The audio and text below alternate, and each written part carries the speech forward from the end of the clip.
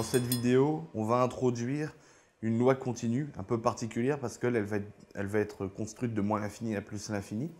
Donc on va reparler de ça après. Cette loi, la loi normale, c'est une des lois les plus fondamentales des mathématiques. Elle est utilisée en permanence par énormément de personnes dans divers domaines, allant de la médecine, l'ingénierie, les statistiques, etc. La loi normale, en fait, elle va modéliser un événement qui va se produire plusieurs fois de façon indépendante, comme lancer un grand nombre de dés. Galton, un mathématicien, avait proposé une petite expérience. Il avait incliné une planche en bois avec des clous, comme ceci, où il faisait rouler des billes. À chaque fois qu'une bille cogne un clou, elle a une chance sur deux d'aller d'un côté ou de l'autre. Et il s'est rendu compte que si on rangeait les billes dans des casiers, comme ceci, petit à petit, avec un grand nombre de billes, il y avait une courbe qui se dessinait. Alors, je vais sûrement très mal la dessiner, mais voilà l'idée. Cette courbe-là, en fait, vous l'avez déjà vue, par exemple, c'est les courbes du QI ou autre. C'est cette fonction-là, ici, on peut dire que c'est une fonction, ça va être la fonction de densité de notre loi, donc de la loi normale. Alors, cette idée de Galton a donné naissance à un théorème un peu compliqué, appelé le théorème de Moivre-Laplace. Donc, théorème de Moivre-Laplace. Donc, ce sont deux mathématiciens. Ce théorème, il énonce que si je prends des variables aléatoires, xn, qui suivent une loi binomiale de paramètres n et p, donc c'est-à-dire qu'on fait n répétitions du même événement avec une probabilité p d'échec, de réussite et 1 moins p d'échec, alors, si je pose Zn égale xn moins n fois p sur racine de n fois p fois 1 moins p, donc en réalité, ici, c'est l'espérance de la loi xn, et ici en dessous, c'est la racine carrée de la variance, ou l'écart type. Alors, on va avoir, pour tout A,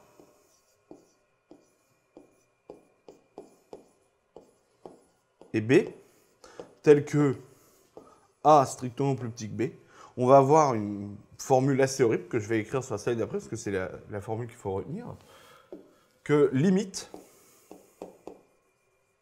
lorsque n grandissait, donc ça représente notre grand nombre de billes, de la probabilité pour Zn d'appartenir à AB, c'était égal à une horrible intégrale, donc 1 sur racine de 2pi, et même du pi qui traîne, de l'intégrale de A à B, de exponentielle de moins x carré sur 2 dx. Donc je rappelle ce que c'est Zn. Donc Zn, c'est égal à xn moins np sur racine de pn 1 moins p. Bon, je les ai inversés, mais peu importe. En fait, l'idée, c'est plus tard, quand on va parler de loi normale généralisée, on va faire du x moins mu sur sigma, c'est la formule qui apparaît là. En termes un peu plus techniques, mais qui n'est pas à votre programme, c'est de dire que les xn vont converger en loi vers quelque chose qui va suivre une loi normale centrée réduite. Enfin, peu importe. Ce qui est important, ce qu'il faut retenir, c'est que pour un grand nombre d'opérations, donc ici, le n qui tend vers plus l'infini, pour un grand nombre de fois où on répète notre loi binomiale, on va se rapprocher de quelque chose qui va avoir la densité de cette fonction-là. Donc d'une loi continue. Alors justement, cette fonction-là, posons-la. f de x égale 1 sur racine de 2pi exponentielle moins x carré sur 2. Ça va être notre fonction de densité. Le problème, c'est que si on veut faire des probabilités avec cette fonction de densité, on va devoir calculer des intégrales. Exactement comme la formule là, on a intégrale de A à B. Vous aurez remarqué que j'ai laissé une intégrale. Je ne me suis pas amusé à calculer l'intégrale. Ben, il se trouve que pour calculer cette intégrale, c'est très difficile, on ne peut même pas le faire. Il n'y a pas de formule explicite pour la primitive. Jusqu'ici, quand on voulait avoir des primitives, on pouvait calculer les intégrales. Il suffisait de l'avoir, cette primitive. Le problème, c'est que pour cette fonction-là, on n'a pas de primitive explicite. Comme quoi, quelque part, c'est dommage. C'est une des lois les plus utiles, les plus vues, qu'on voit le plus souvent dans le monde de tous les jours. Et comme par hasard, c'est une loi qu'on ne peut pas calculer. C'est comme ça. Donc, la fonction de densité. Le problème, c'est que là, on va définir une fonction de densité sur R. C'est-à-dire avec des infinis des deux côtés.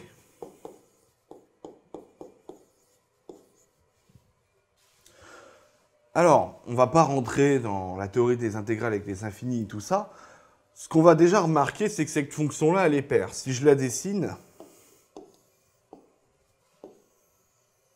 je vais avoir quelque chose comme ça. Donc paire, ça veut dire qu'on a un axe de symétrie. Si j'ai envie de dire que c'est une fonction de densité, ce que j'ai envie d'exprimer, en réalité, c'est que l'intégrale, en fait, la limite de chaque côté en même temps, donc je calcule les intégrales et je fais limite ici, ça va donner quelque chose qui doit être égal à 1, qui doit se rapprocher de 1 si on regarde ça comme des limites. Parce que c'est un morceau infini, c'est ça qui rend les choses difficiles. Mais on aimerait que ce morceau infini, finalement, il ait une surface égale à 1. C'est l'idée. Mais comme c'est symétrique, on ne va pas s'amuser à faire prolonger des deux côtés.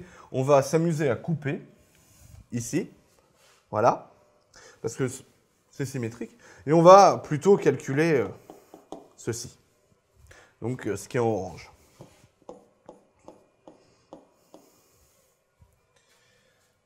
Donc, voilà. Et on va dire qu'on a 2 fois le truc orange pour obtenir le truc rouge. Ça paraît raisonnable.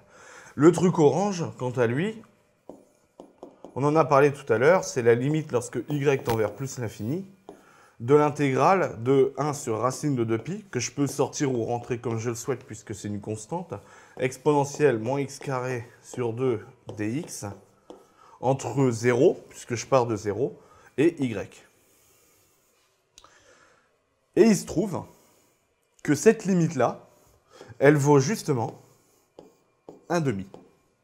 Autrement dit, toute la surface là vaut 1,5. Donc la surface rouge vaut 1,5. C'est pour ça qu'on va quand même parler de fonction de densité. Donc f, densité.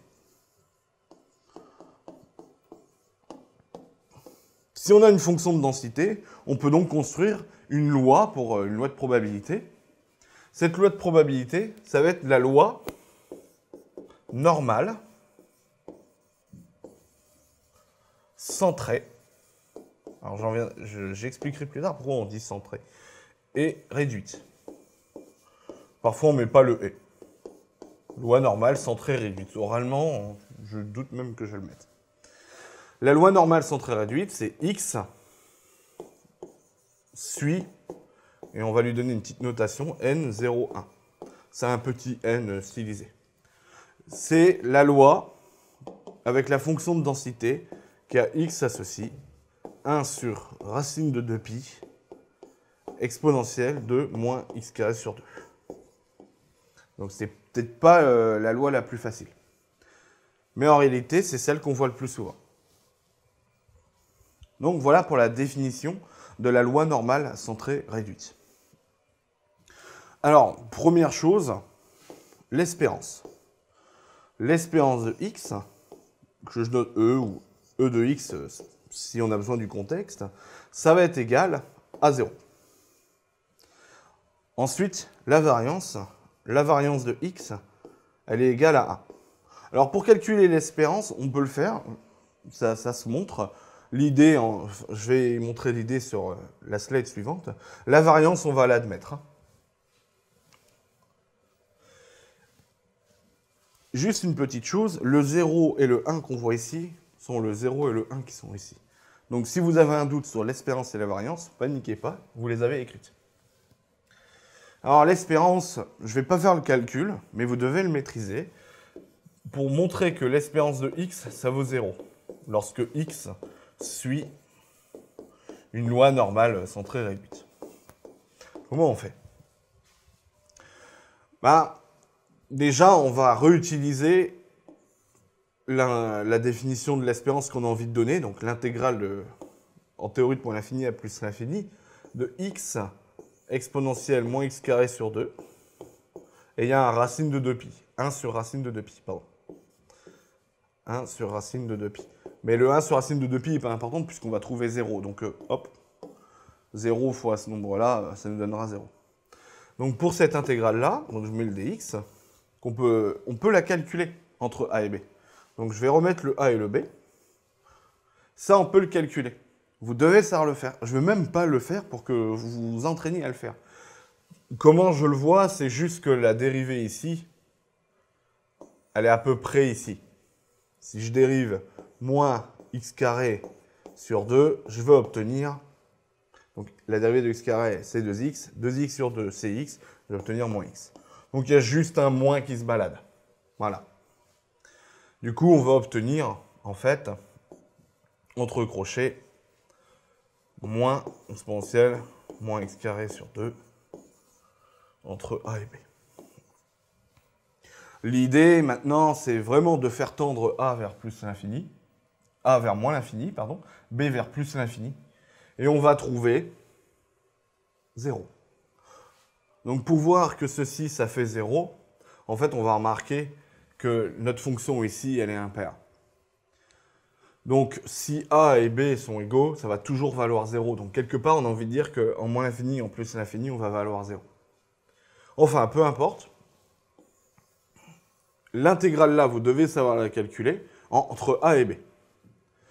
La vraie limite qu'il faut utiliser, c'est la limite entre 0 et b, lorsque b tend vers plus l'infini, plus la limite entre a et 0, lorsque a tend vers plus l'infini.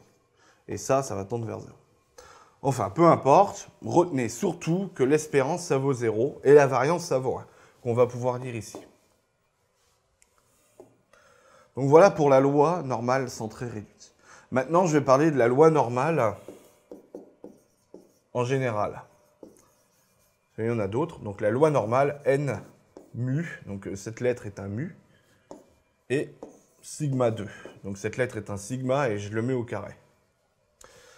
Alors, on va dire que x suit la loi normale de paramètres mu et sigma, sigma 2, suit n mu sigma 2, si et seulement si, donc ça c'est une définition, x moins mu sur sigma, elle suit la loi n 0, 1.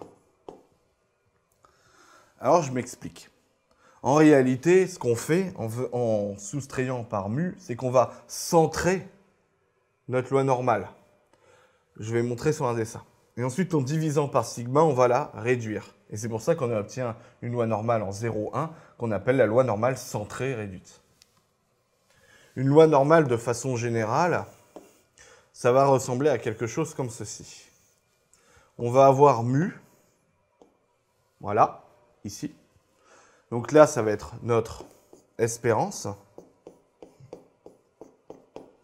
Donc là, c'est f tel que x suit n mu sigma 2. Okay. Pour voir le sigma, c'est un peu plus difficile, mais en fait, on a une courbe qui est un peu comme ça, puis après, on a une courbe qui est un peu comme ça. Et le point entre les deux, qu'on appelle point d'inflexion, en fait, c'est notre fameux sigma. Alors, c'est symétrique. Hop. Donc ici, on va avoir mu moins sigma et mu plus sigma. Si maintenant, je m'amusais à décaler ici le mu en 0 et que je divisais par sigma, ici, on descendrait le point en ordonnée en 1 et ici aussi. Du coup, on aurait retrouvé notre loi normale ici, donc en 0, et ici, ça fait 1. Notre loi normale centrée réduite. Alors, je résume. Ce qu'il faut retenir, la fonction de densité. Il faut de la loi normale centrée réduite. Il faut la connaître par cœur. Et savoir que c'est difficile de calculer avec. Donc, x suit N01 si la densité c'est F. OK. Enfin, on va dire que X suit N mu sigma 2 si X moins mu sur sigma, donc on le retient, suit N 0,1. Dans ce cas-là, on a l'espérance de X, c'est mu. C'est facile, c'est le nombre qui est écrit là.